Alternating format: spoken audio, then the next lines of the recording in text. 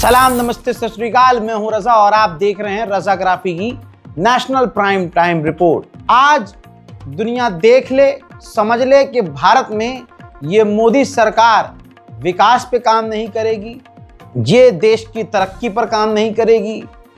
काला धन वापस लाने की बकैती मारी थी, 15 लाख देने की बात कही थी, सब नील बटा सन्नाटा निकला।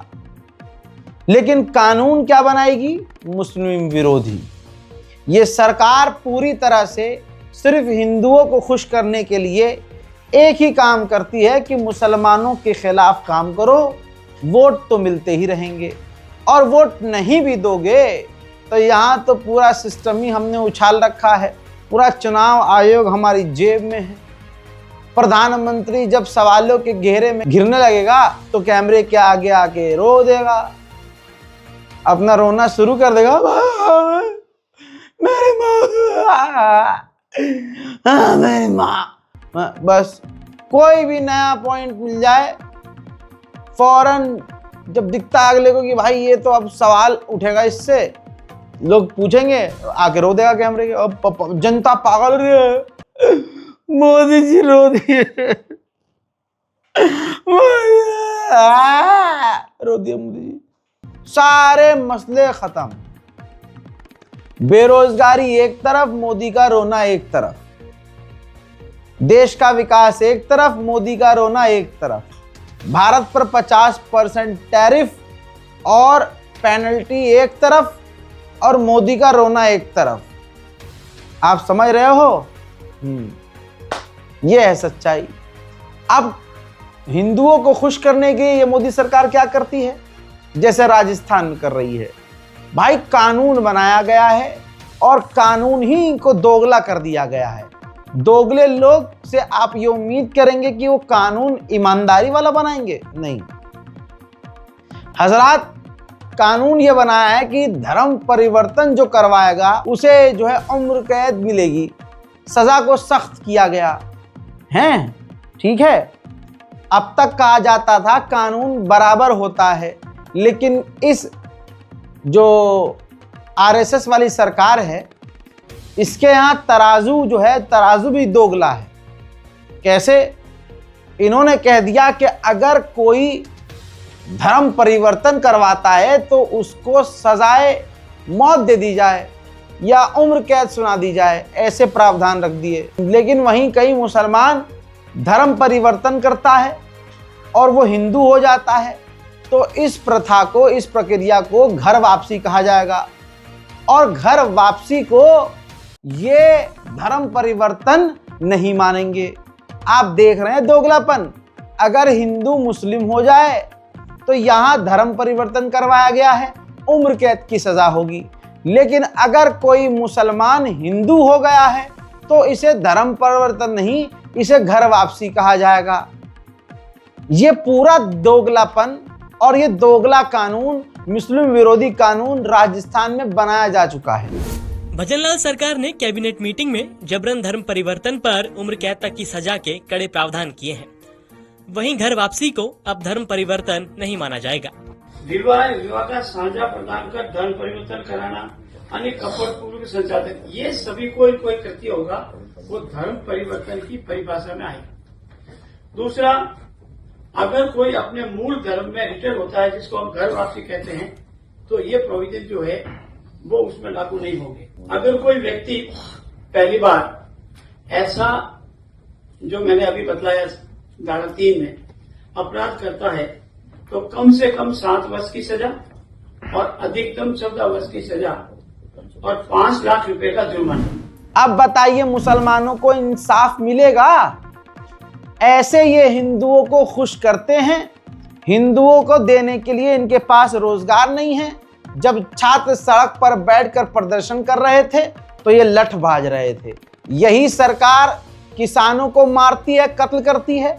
यही सरकार उन तमाम लोगों को आतंकवादी कह देती है जो सरकार से सवाल करते हैं। लेकिन जब चुनाव आता है तो हमने ये भी देखा है कि अचानक उसी क्षेत्र में आतंकवादी घुस जाते हैं नेपाल से आके, जिस क्षेत्र में, जिस इलाके में, जिस शहर में चुनाव होने वाला होता है।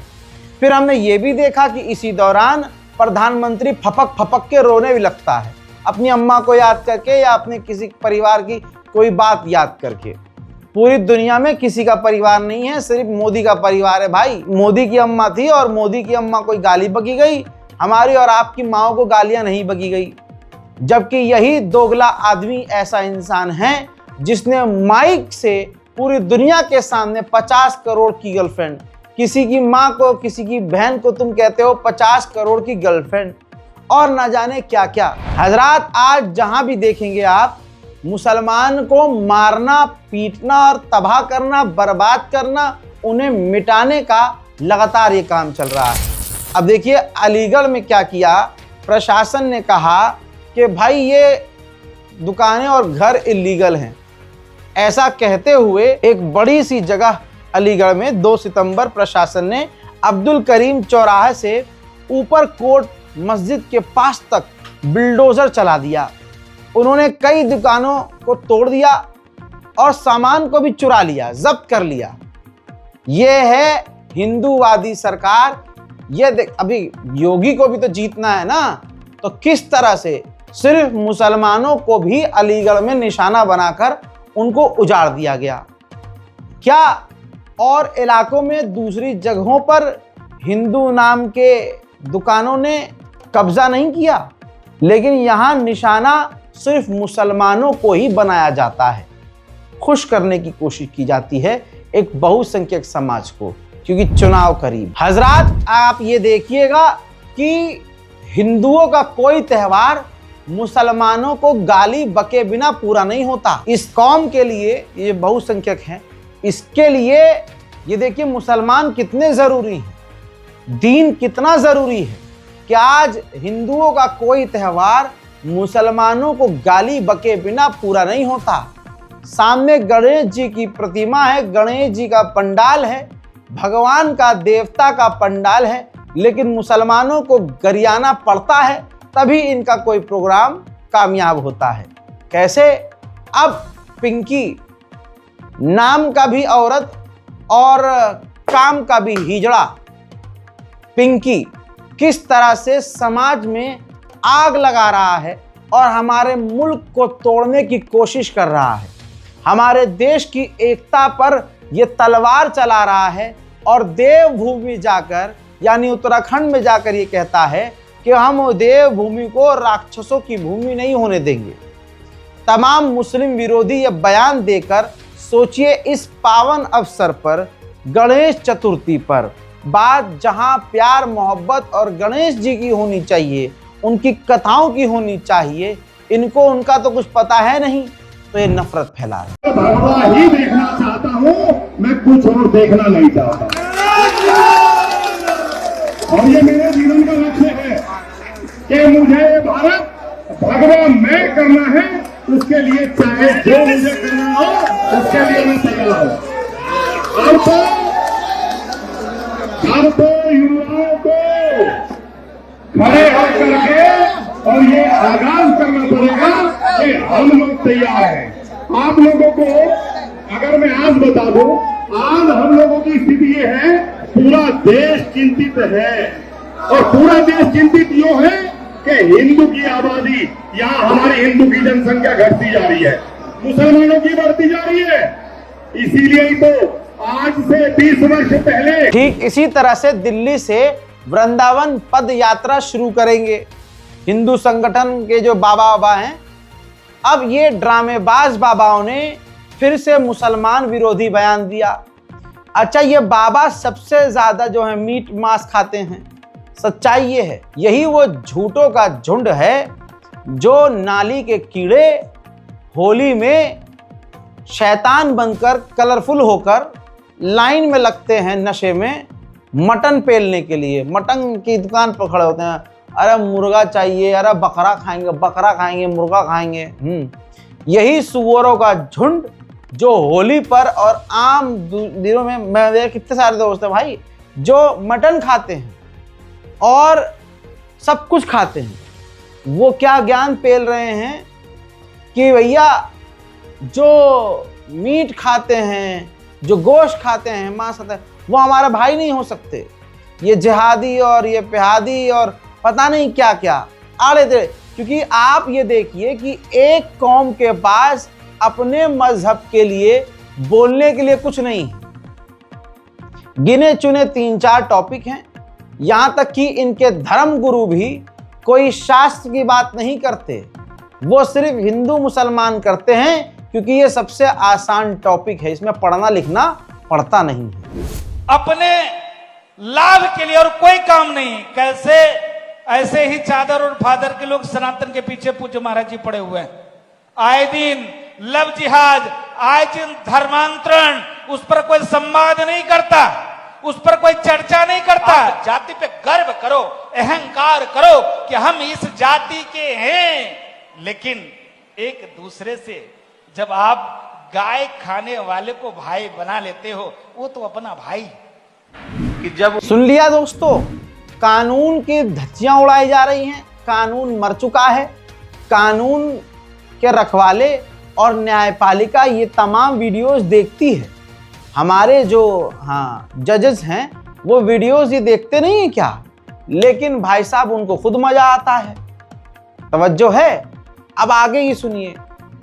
जो अपनी माँ को जिंदा जला देते हैं, जो अपनी माँ को मारते हैं, जो अपनी माँ को अपने घर में रखने से कतराते हैं, छोड़ जाते हैं, अपनी माँ को वृद्धाश्रम में छोड़ाते हैं, ऑर्फनेज में छोड़ाते हैं, जो अपने माँ बाप को कुछ नहीं समझते हैं, उनका झुंड इकट्ठा होता है।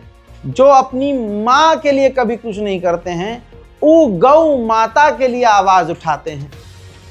ऐसे लोग हैं और कहते हैं कि अब छत्तीसगढ़ में एक मामला सामने आया, मांग की जा रही है कि भाई गौ माता को राज्य सरकार जो है राष्ट्रीय पशु घोषित करे। ये मांग की गई और कई सारे फर्जी दावे किए गए और लाइसेंस खुद को दे दिया कत्ल करने के लिए मुसलमानों का, कि इस इलाके में, हमारे इलाके में, छत्तीसगढ़ में धर्म भ्रष्ट किया जाता है और गौ तस्करी की जाती है, गौ मांस खाया जाता है, गाय काटी जाती है, और जो भी गाय काटेगा हम उसे काट देंगे, उसे मार देंगे। ये बातें कह के लाइसेंस अपने आप को और हिंदुओं को बांट दिया। अब आगे आने वाले समय में आप देखेंगे छत्तीसगढ़ में मुसलमानों का नरसंहार होगा। बहानों से इल्जाम लगाकर मुसलमानों को काट दिया जाएगा। मुसलमान देर रात को कहीं जाए तो अपनी गाड़ी के अंदर कुछ चीज़ ऐसी रखे जिससे अगर ये भीड़ आप पे कोई इल्ज़ाम लगाकर हमलावर हो तो कानूनी तौर से आपको पूरा हक है कि आप अपना बचाव करने के लिए जो कर सकते हैं वो करिए। अपनी जान बचाने के लिए जो कर सकते हैं करिए। जान बचाना ज़रूरी है, ये कानून में है। मुसलमान इस बात को जान ले कि आपके मोहल्ले की मस्जिद पर कभी भी हमला हो सकता है। मुसलमान इस बात को अच्छे से समझ ले कि आपको कहीं भी ट्रेन में, एयरपोर्ट पर, सड़क पर, जंगल में, खेत में, शहर में, दुकान पर, कहीं भी अगर 4 हिंदू मिल गए और 4 हिंदू भाजपा के हुए तो बहानों से वो आपके साथ क्या कर सकते हैं आप सोच नहीं सकते। इसलिए दिमाग को खुला रखिए, एक कदम आगे चलिए और सोच के चलिए कि आगे ये भीड़ अगर आपके ऊपर हमलावर होगी तो अपने आप को कैसे बचाना है। 1 सितंबर से तांडव चालू होगा। अब गौ हत्यारा मिलेगा ना, सुन लीजिए। अब गौ हत्यारा मिले तो हमको डाल देना, कोई और भी मारे तो भी इस आदेश सोनी को डाल देना, सुन लीजिए। अगर गौ गौ हत्या करते पकड़ाया तो पुलिस को हम तकलीफ नहीं देंगे, पुलिस को हम तकलीफ नहीं देंगे। हम स्वयं उसकी हत्या करके स्वयं को पुलिस के हवाले कर देंगे, फिर जाए डालो जेल में। और जेल कोई बुरी जगह नहीं है दोस्तों, बता दूं आपको। मैं जेल जाता रहा हूं, 15 वर्षों से जेल जा रहा हूं। नहीं, गलत मत समझिएगा, मैं जेल में ट्रेनिंग देते जाता हूं। अलग अलग जेलों में, छत्तीसगढ़ की शायद ऐसी कोई जेल होगी जहां मैं जाकर काउंसलिंग नहीं किया हूं। किंतु अब मुझे मन है जेल में। आसाम के डिब्रूगढ़ में एक हिंदू आतंकवादी है। देखिए बहुत सारे हिंदू आतंकवादी हैं, क्योंकि उनको पता चल चुका है कि हमारे आतंक को आतंक नहीं माना जाएगा, क्योंकि सरकार ही गोडसे वालों की है, सरकार ही आरएसएस वाली है।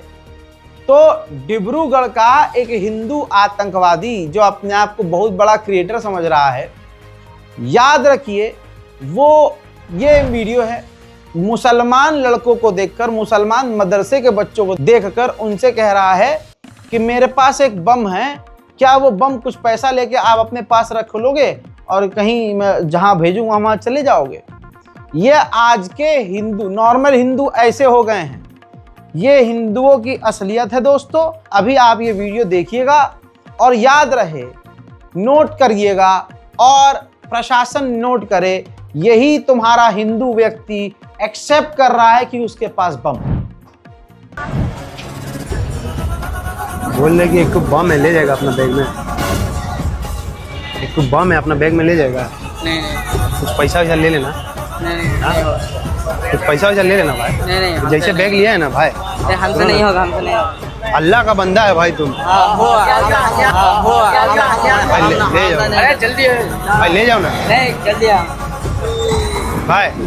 सुन लिया, आज टोपी वाले को देखकर किस तरह से हिंदू समुदाय बौखला जाता है और किस तरह से उनको अपमानित, यानी मुसलमानों को अपमानित करने की साजिश रचता है ये समुदाय। ये अब छुपा हुआ नहीं है। लोग कहते हैं कि सारे हिंदू एक जैसे नहीं होते, लेकिन आज के दौर में सारे हिंदू एक जैसे हो गए हैं। क्योंकि अगर सही हिंदू बोलना शुरू कर दे कि भाई ये मुसलमानों के साथ आप गलत कर रहे हो, तो भाई ये चीजें अपने आप खत्म होने लगे। लेकिन क्योंकि जो सही हिंदू हैं अब वो नाउम्मीद होकर, खामोश होकर बैठ गए हैं, तो इन सुअरों के झुंड को, जो नफरत फैलाने वाले हैं, उनको हिम्मत मिल गई है। सोचिए, इस वीडियो के अंदर अगला हिंदू व्यक्ति खुद कह रहा है कि मेरे पास बम है, वो बम आप अपने पास रख लोगे क्या? लेकिन सवाल यह है कि न इसकी गिरफ्तारी होगी, न इसके चैनल को बैन किया जाएगा, न इसके खिलाफ आवाज उठाई जाएगी। क्यों? क्योंकि सामने वाला आतंकवादी जो है वो एक खास समुदाय से है और इसका नाम अभिषेक आनंद है। हमारी देश की सिक्योरिटी के लिए बड़ा खतरा पैदा खुद गृह मंत्रालय अगर कर रहा हो और गृह मंत्री देश का कर रहा हो, तो क्या कर सकते हैं? हजरात, अब सुनिए, भेदभाव सुनिए आप, किस तरह से हिंदुओं को खुश करने की नाकामयाब कोशिश की जा रही है। गृह मंत्रालय ने कहा है कि पाकिस्तान, अफगानिस्तान और बांग्लादेश से जो हिंदू आए हैं, सिख और ईसाई, हिंदू, सिख और ईसाई बिना पासपोर्ट के भारत में रह सकते हैं। तवज्जो है, मुसलमान नहीं रह सकता, लेकिन ईसाई, हिंदू और सिख रह सकते हैं। सीधा सीधा ये गृह मंत्रालय आधिकारिक तौर पर मुसलमानों के साथ नफरत को बढ़ावा दे रहा है और हवा दे रहा है कि देखो, भारत मुसलमानों के लिए नहीं है। अब ऐसे में अरब देश बेगैरत जो भारत, इस मोदी सरकार के साथ डील करते हैं, उन्हें यह सोचना चाहिए। और दोगले को देखिए कि भारत में रहकर मुसलमान विरोधी हरकत और अरब जाकर छाती से छाती अरब के मिलाकर अपना 41 दांत बाहर निकालकर सांप जैसी जबान अंदर तक नजर आती है, इतना बड़ा मुंह फाड़ कर हंसता है। वो आदमी कौन है, वो बेगैरत कौन है, मुझे नाम लेने की तो जरूरत बिल्कुल नहीं। मैं जिंदा रहूं, हाथ पैर में मेरे जान रहे और मैं अपनी 70 साल 80 साल की माँ को किसी काम से कहीं लाइन में लगा दूं, राशन की दुकान में लाइन में लगा दूं, तो आप मुझे क्या कहेंगे? बेगैरत, घटिया और नालायक कहेंगे ना, नालायक बेटा। इसी तरह से मैं अपनी मां से मिलने जब जाऊं, दुनिया के सामने शो ऑफ करके जाऊं, 15 कैमरामैन लेके जाऊं, आप मुझे क्या कहेंगे? नालायक औलाद। वो बेटा कौन है मुझे बताने की जरूरत नहीं है। अपनी मां का भी जिसने अपने प्रमोशन के लिए इस्तेमाल कर लिया हो, उसका नाम नरेंद्र दामोदर दास मोदी है। अब कहानी सुनिए। जब ये साफ हो गया कि भाजपा ने और खासकर प्रधानमंत्री मोदी प्रधानमंत्री की कुर्सी पर वोट चोरी करके बैठे हुए हैं, वोट चोरी करके प्रधानमंत्री बने हुए हैं, इस पर सवाल उठने लगे ये समझ में आ गया कि चुनाव आयोग का जो सबसे बड़ा अधिकारी है, उसकी बेटी, दामाद, बेटा सब हाई लेवल पर पोस्टेड हैं और आसपास ही पोस्टेड हैं, और जिंदगी के क्या मजे ले रहे हैं वो। इतने जिंदगी के मजे कोई दुनिया में ना ले रहा होगा जितने वो ले रहे हैं। तब समझ में आया कि चुनाव आयोग भाजपा के लिए बैटिंग क्यों कर रहा है। बिहार में सारी चीज खुलकर सामने आ गई कि किस तरह से मोदी जीतने वाले हैं और किस तरह से भाजपा जीतेगी। अब ये जनता को समझ में आ गया, तो अब इन्होंने नई चीज करी। प्रधानमंत्री ने सारे पैदल फैल हुए, अपनी अम्मा को लेकर रोना शुरू कर दिया कि मेरी माँ को गाली बकी, मेरी माँ को गाली बकी।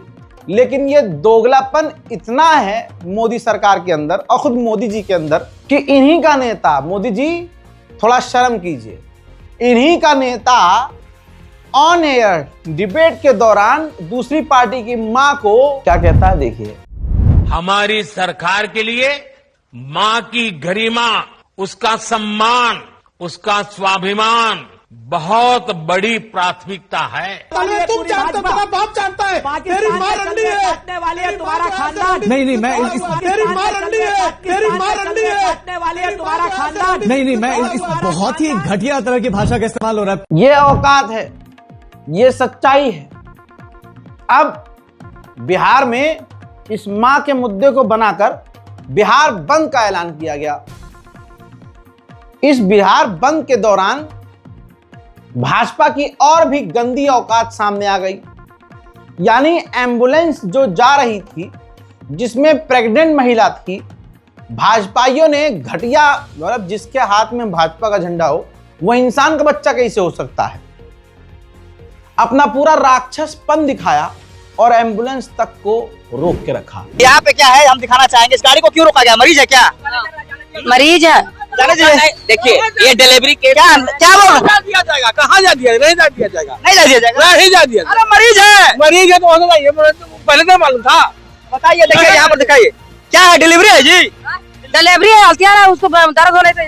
नेताजी आप अभी नहीं जाएगा। अगर अभी राजद के लोग रोकते तो आप लोग कहते गुंडा, राजद के लोग रोका, हाल रोका है, मरीजों को रोक दीजिए। इतना ही नहीं भैया, ये देखिए जो आम लोग, जो युवक है वहां लोग थे, आम लोग थे जो सहमत नहीं थे, जबरदस्ती बिहार बंद कर रखा है, तो उन्होंने विरोध जताया। उन्होंने कहा भाई हमें तो जाने दो, हम तो लोकल हैं। तो उसके बाद उस युवक के साथ भाजपल्लों ने क्या किया वो आपके सामने है। सिर्फ इतना ही नहीं, बिहार बंद के इस ड्रामे के दौरान इन भजपिल्लों ने महिला शिक्षक को भी पीटा, क्योंकि वो भी रास्ता खोलकर, मतलब वो अपना रोजमर्रा की तरह अपना काम करना चाह रही थी और भजपिल्ले चाह रहे थे कि ये ना हो।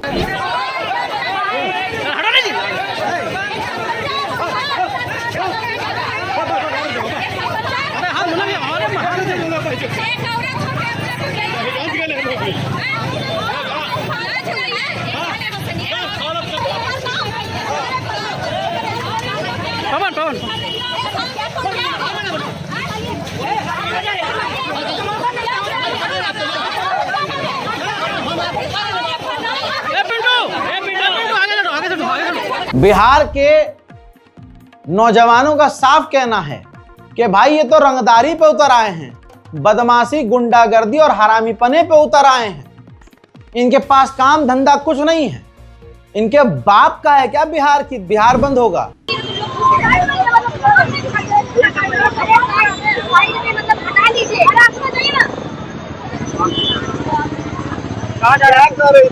अरे ये लोग रंगदारी पे उतर गया और कोई काम धंधा लोग का नहीं है। कहाँ जा रहे हैं? आपको धमका भी नहीं थी? अरे धमका रही थी, तो लोग और क्या है, इन लोग का केंद्र में ये लोग है, इन लोग और शांति प्रस्ताव रख के काम करना चाहिए। आज मालूम है बिहार बंद क्यों है? अरे ये लोग बिहार बंद कुछ नहीं है, लोग अपने से मनमौजी कर रहे हैं, कुछ भी हुआ बिहार बंद कर दो। भाई बिहार किसी का बाप का नहीं है, बिहार बंद कर दो। अरे ठीक है, गाली दिया तो आप शांति प्रस्ताव रख के काम कर सकते हैं ना, आपका सरकार है ना यहाँ पे, आप शांति प्रस्ताव से काम कर सकते हैं, आपका सारा चीज होगा। लेकिन ये सब रंगदारी करने से कुछ होने वाला है नहीं, और आपका वोट बैंक खराब होगा। तो और क्या कर रहा है लोग, किसी को जाने नहीं दे रहा है, भद्रता से पेश आ रहा है, गाड़ी का चाबी निकाल ले रहा है, इन लोग से कुछ फायदा नहीं है और ये लोग वोट खराब करेगा अपना, और कुछ नहीं है।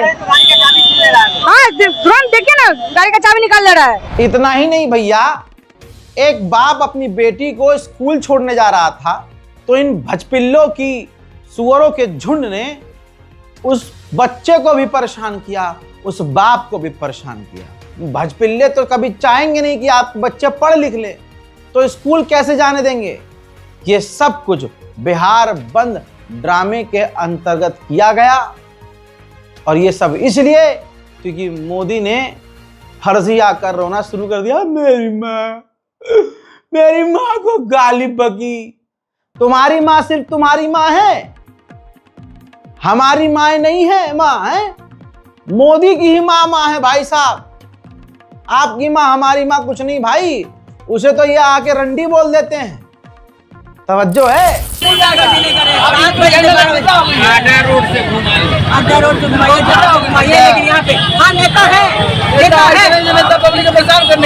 परेशान नहीं करें।